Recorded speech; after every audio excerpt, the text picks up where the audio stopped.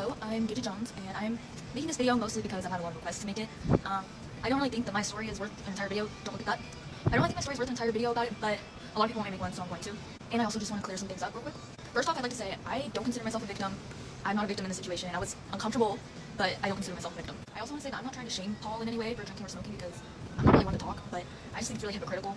A lot of the things he posts about his relationship with God and stuff like that, and then behind closed doors, he chooses to do things like that in secret. I'm not trying to be a hypocrite because I in no way, shape, or form try to hide what I do and the kind of lifestyle I have, and I don't shame others for living that lifestyle, unless they are shaming people first for living that lifestyle. That's where I find an issue. Also, another thing to mention is his video that says a relationship without Jesus is just lust. I think that's actually crazy, a crazy thing to say. I myself, I'm not really sure what I identify as religiously. I say the closest thing I am is atheist. So if I'm an atheist, does that mean I'm nothing but lust?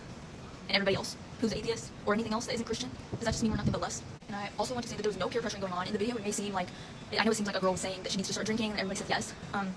We were referring to that night, and I know myself from the point of view of recording, I heard someone say that you can't feel weed, and weed doesn't do anything, so I said yes you can, and I'm pretty sure you can hear that pretty clearly in the video.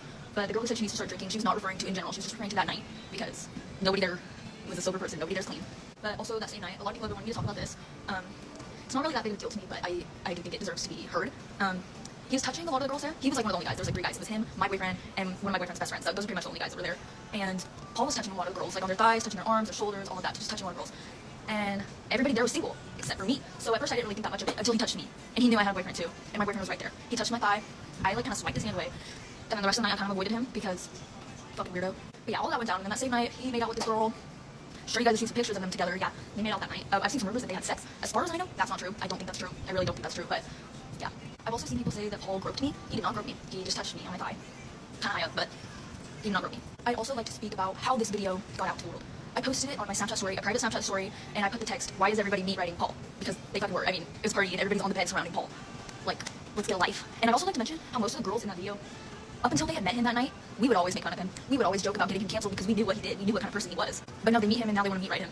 That's one of the reasons I'm not friends with them anymore, because they're always switching up. But that's not what we're here to talk about. Anyways, posted a video on my Snapchat story. Why is everybody meet write Paul?